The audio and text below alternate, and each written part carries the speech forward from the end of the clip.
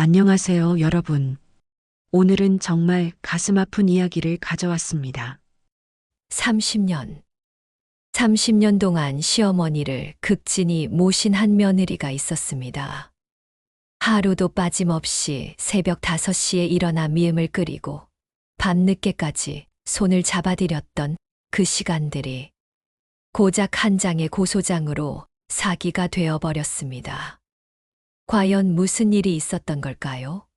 지금부터 시작합니다. 제 이름은 김영숙, 올해 60입니다. 30살에 이 집으로 시집 왔습니다. 시어머니 박순자 어머님은 그때 이미 60을 넘긴 나이셨죠. 시아버지는 제가 오기 전에 돌아가셨고, 어머님은 혼자 큰 집을 지키고 계셨습니다. 처음 뵀을 때 어머님이 제 손을 꼭 잡으시며 말씀하셨습니다. 영숙아, 내가 왔구나. 이제 이 집에 다시 온기가 돌겠네. 친정이 가난했던 저를 단 한 번도 무시하지 않으셨어요. 명절 때마다 우리 영숙이가 제일 고생이 많아라며 제 편을 들어주셨죠. 남편에게는 2명의 누나가 있었습니다. 큰 시누이 미경 씨는 사업가와 결혼해서 강남에 살았고, 작은 시누이 미선 씨는 이혼 후 혼자 아파트에서 살았습니다. 그런데 그들이 집에 오는 건 1년에 설날 한 번, 그것도 점심 먹고 바로 가버리는 게 전부였습니다. 바빠서요, 어머니. 며느리가 있잖아요. 어머님이 편찮으시다고 전화를 드려도 돌아오는 대답은 이것뿐이었습니다. 어머님이 75 되시던 해, 겨울, 화장실에서 넘어지셨습니다. 대퇴골 골절. 수술을 해야 했고, 입원 기간만 2달이 넘었습니다. 그 2달 동안 시누이들이 병원에 온 건 딱 한 번 퇴원 전날이었습니다. 저는 2달 동안 단 하루도 빠짐없이 병원에 있었습니다. 밤에는 보호자 침대에서 잠을 청했지만 제대로 잔 적이 없었어요. 어머님이 조금이라도 신음하시면 바로 일어나 손을 잡아드렸습니다. 퇴원 후에는 더 힘들었습니다. 어머님은 휠체어 생활을 하셔야 했고, 저는 매일 어머님을 옮겨 앉히고 목욕을 시켜드리고 식사를 챙겨드렸습니다. 그렇게 5년이 흘렀습니다. 어머님은 85 되시던 해 중풍이 오셨습니다. 오른쪽 팔다리를 못 쓰시게 되었고, 말씀도 어눌해지셨어요. 병원에서는 요양원을 권했지만 저는 단호하게 거절했습니다. 어머님을 요양원에 보낼 수는 없어요. 제가 모실 겁니다. 대소변도 제가 받아들여야 했고, 식사도 제가 떠서 입에 넣어드려야 했습니다. 밤마다 2~3시간마다 깨서 어머님의 자세를 바꿔드렸어요. 욕창이 생기지 않게 하려면 계속 자세를 바꿔드려야 했거든요. 한 번은 남편이 몰래 요양보호사를 부른 적이 있었는데, 어머님이 그분의 손을 밀쳐내시며 제 이름을 부르셨습니다. 영숙이, 영숙이. 그때 저는 알았습니다. 어머님께 제가 얼마나 큰 존재인지를요. 시누이들은 달랐습니다. 어머님이 중풍으로 쓰러지신 후에도 1년에 한두 번 오는 게 전부였고, 올 때마다 5분도 안 돼서 나갔습니다. 어느 날 큰 시누이가 어머님 방에서 나오더니 제게 말했습니다. 아이고, 옳게. 어머니 냄새 좀 어떻게 안 돼요? 방에 들어가면 코를 막아야 할 지경이네. 그리고는 이렇게 덧붙였습니다. 옳게 요양원 보내는 게 어때요? 병원비도 많이 나오잖아요. 요양원이 오히려 경제적일 거예요. 경제적. 어머님을 돈으로 계산하다니요. 언니들, 어머님은 제가 끝까지 모실 겁니다. 제가 단호하게 말하자 시누이들은 서로 눈짓을 주고받더니 더 이상 말하지 않았습니다. 하지만 그들의 눈빛에서 저는 불편함과 불만을 읽을 수 있었습니다. 한 달 병원비가 100만 원이 넘게 나갔지만 저는 단 한 번도 시누이들에게 도움을 요청하지 않았습니다. 한 번은 용기를 내서 큰 시누이에게 전화를 걸었습니다. 언니, 이번 달 어머님 병원비가 좀 많이 나왔어요. 혹시 말을 끝내기도 전에 차갑게 대답이 돌아왔습니다. 옳게, 우리도 형편이 안 좋아요. 어차피 같이 사는 사람이 모시는 거잖아요. 어머님은 88 되시던 해 가을, 건강이 급격히 나빠지셨습니다. 병원에서는 이제 시간이 얼마 남지 않았다고 조심스럽게 말했습니다. 저는 그날부터 어머님 곁을 단 1초도 떠나지 않았습니다. 어느 날 새벽 어머님이 갑자기 눈을 뜨시더니 저를 보셨습니다. 영숙아, 서랍, 열어봐. 서랍 안에는 봉투 하나가 들어 있었습니다. 영숙이에게라고 어머님의 떨리는 글씨로 쓰여 있었어요. 이 집, 내 거야. 공증, 다 했어. 저는 깜짝 놀라 어머님을 바라봤습니다. 넌 내 딸이야. 진짜 딸보다 더 효자였어. 미경이, 미선이, 얼굴도 안 비췄어. 너만 날 사람으로 대해줬어. 어머님의 눈에서 눈물이 흘러내렸습니다. 영수가, 이 집은 내 거야. 내가 주고 싶어서 준 거야. 누가 뭐래도 떳떳하게 살아. 그날 밤 어머님은 제 손을 꼭 잡으신 채 조용히 숨을 거두셨습니다. 장례를 치르는 3일 동안 시누이들은 평소와 달리 친절했습니다. 옳게 고생 많았어. 정말 수고했어. 저는 그들의 태도가 이상했지만 장례 기간이라 대수롭지 않게 여겼습니다. 하지만 제 생각은 완전히 틀렸습니다. 장례를 마치고 일주일 후 저는 법적 절차를 밟아 집명의를 제 이름으로 이전했습니다. 공증된 유언장이 있었기 때문에 어렵지 않았습니다. 그리고 또 일주일 후 저녁 7시쯤 현관문이 쾅 하고 열렸습니다. 큰 시누이 미경 씨와 작은 시누이 미선 씨가 분노에 찬 얼굴로 쳐들어왔습니다. 언니, 이게 무슨 짓이에요? 등기소에서 확인했어요. 어머니 집이 언니 명의로 넘어갔더라고요. 그건 어머님이 돌아가시기 전에. 닥쳐요. 어머니가 치매 걸리신 거 우리 다 알아요. 그 상태에서 유언장을 쓸 수 있겠어요? 작은 시누이가 거들었습니다. 언니는 매일 어머니 곁에 있었잖아요. 얼마든지 세뇌시킬 수 있었겠죠. 그리고 큰 시누이가 가방에서 서류 봉투를 꺼내 제 앞에 내던졌습니다. 이게 뭔지 알아요? 고소장이에요. 우리가 언니를 사기와 재산 편취로 고소했어요. 법정에서 봅시다. 다음 날 소송 소문은 빠르게 마을에 퍼졌습니다. 시장에 장을 보러 갔을 때 사람들의 반응이 달랐습니다. 저기 김영숙 씨 아니야?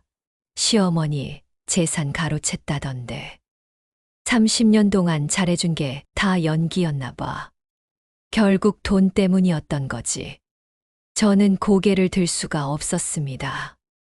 집에 도착했을 때 누군가 우리 집 때문에 빨간 페인트로 사기꾼이라고 써놓았습니다.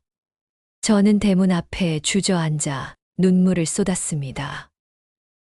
내가 뭘 잘못한 거지. 남편마저도 흔들렸습니다. 여보, 그냥 집 포기하면 안 될까? 누나들한테 주고 우리 조용히 살면 당신 그게 무슨 말이에요? 어머님이 저한테 주신 건데. 나는 너무 힘들어. 누나들이랑 당신 사이였어. 당신은 평생 누나들 눈치만 보고 살 거예요? 시누이들은 SNS에 저를 공격하는 글을 올리기 시작했습니다. 우리 어머니의 재산을 노린 사람이 있었습니다. 치매 걸린 어머니를 이용해서 재산을 가로챈 사람. 법이 꼭 그 사람을 처벌해 주길 바랍니다. 수백 개의 댓글이 달렸습니다. 모두 저를 비난하는 내용이었습니다. 저는 무료 법률 상담소를 찾아갔습니다. 젊은 여성 변호사 이지은 변호사님이 제 이야기를 끝까지 듣더니 말했습니다. 이건 명백한 가족의 배신이에요. 어머님, 제가 도와드릴게요. 정말 도와주실 수 있나요? 물론이죠. 이런 경우는 제가 무료로 맡을게요. 저는 눈물이 왈칵 쏟아졌습니다. 이 낯선 사람이 저를 믿어준다는 게 너무나 감사했습니다. 저는 집으로 돌아와 30년간 모아둔 자료들을 꺼냈습니다. 병원 영수증 뭉치, 제가 쓴 간병 일기장 30권, 어머님과 찍은 사진들, 그리고 CCTV 저장 장치까지. 간병 일기장에는 매일매일 어머님의 상태가 적혀 있었습니다. 2015년 3월 5일, 어머님 오늘 식사량 반 공기. 밤 11시, 2시, 4시에 자세 바꿔드림. 2019년 1월 1일, 설날. 시누이들 올 거라고 했는데 안 옴. 어머님 하루 종일 문만 바라보심. 그리고 어머님 옷장 깊숙한 곳에서 낡은 녹음기를 발견했습니다. 테이프에는 영숙이에게라고 쓰여 있었습니다. 저는 떨리는 손으로 재생 버튼을 눌렀습니다. 영숙아, 내가 이걸 남긴다. 내가 죽고 나면 미경이랑 미선이가 너를 괴롭힐 게 분명해. 어머님의 떨리는 목소리였습니다. 얘들아, 이 집은 영숙이 거야. 내가 내 온전한 정신으로 영숙이한테 주는 거야. 30년. 영숙이는 나를 친딸보다 더 잘해줬어. 어머님은 모든 걸 예상하고 계셨던 겁니다.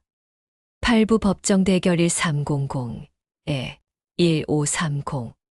재판 당일 저는 법정에 섰습니다. 시누이 측 변호사가 말했습니다. 피고인 김영숙은 치매 초기 증상이 있던 고인을 기망하여 부동산을 편취했습니다. 그때 지은 변호사가 일어섰습니다.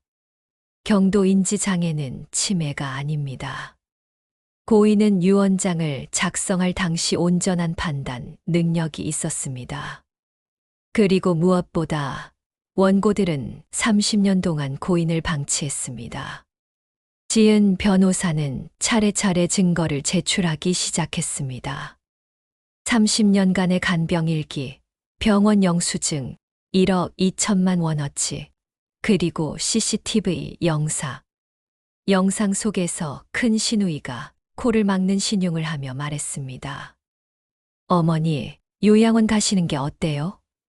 여기 있으면 올케한테 집만 되잖아요.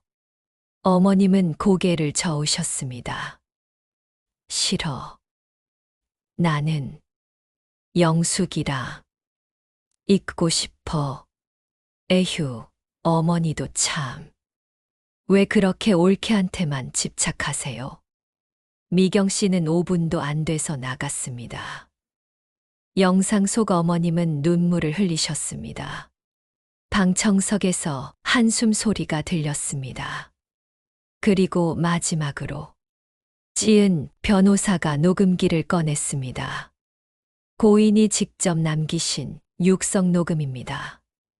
법정에 어머님의 목소리가 울려 퍼졌습니다. 이 집은 영숙이 거야. 내가 내 온전한 정신으로 영숙이한테 주는 거야. 미경아, 미선아, 너희는 1년에 한 번도 안 왔잖니? 영숙이만 내 곁에 있었어. 법정은 정적에 휩싸였습니다. 시누이들은 고개를 숙이고 흐느끼기 시작했습니다. 2주 후 판결이 나왔습니다. 원고의 청구를 기각한다. 고인의 유언은 정당하며 법적 효력이 있다고 인정한다. 저는 이겼습니다. 법정을 나오는데 시누이들이 제 앞을 막아섰습니다. 옳게. 우리가 정말 잘못했어요. 제발 용서해 줘요. 어머니 녹음을 듣고 우리가 얼마나 나쁜 자식이었는지 깨달았어요. 저는 그들을 차갑게 바라봤습니다. 언니들이 저한테 한 짓 생각해 보세요. 저를 사기꾼으로 몰고 SNS에 올리고 마을 사람들한테 소문 퍼뜨리고 며칠 후 큰 시누이에게서 문자가 왔습니다. 옳게 정말 죄송합니다. 위자료는 어떻게든 마련해서 드릴게요. 저는 한참을 생각하다가 답장을 보냈습니다. 위자료는 됐어요. 그냥 각자의 삶을 살아요. 더 이상 연락하지 말아요. 저는 더 이상 시누이들을 벌하고 싶지 않았습니다. 그저 제 삶을 살고 싶었습니다. 엔딩 1700에 1800. 한 달이 지났습니다. 마을 사람들은 이제 저를 보면 존경하는 눈빛으로 바라봤습니다. 영숙 씨는 정말 효자예요. 30년 동안 시어머니 모신 사람이 어디 있어요? 저는 노인정에서 봉사활동을 시작했습니다. 어머님을 모시며 배운 것들로 다른 어르신들을 돕기 시작한 거예요. 어느 가을날 저는 어머님 산소의 성묘를 갔습니다. 국화꽃을 놓고 말씀드렸습니다. 어머님, 저 잘 살고 있어요. 제가 어머님 집을 잘 지켰어요. 제가 30년 동안 어머님을 모신 게 제 인생 최고의 자랑이에요. 후회 없어요. 한 번도 후회한 적 없어요. 산을 내려오는 길, 저는 마음이 편안했습니다. 30년 동안 시어머니를 모신 것, 끝까지 싸운 것, 제 존엄을 지킨 것, 모든 게 옳았습니다. 저는 이제 알았습니다. 가족이라는 이름으로 희생을 강요받을 필요는 없다는 것을. 가족이라는 이름으로 제 존엄을 포기할 필요도 없다는 것을. 진짜 가족은 피가 아니라 사랑으로 맺어진 관계라는 것을요. 어머님, 고맙습니다. 저를 딸로 여겨주셔서. 저도 어머님을 진짜 엄마로 생각했습니다. 이상으로 오늘의 이야기를 마칩니다. 여러분의 생각은 어떠신가요? 댓글로 의견을 남겨주세요. 구독과 좋아요, 알림 설정도 부탁드립니다. 감사합니다.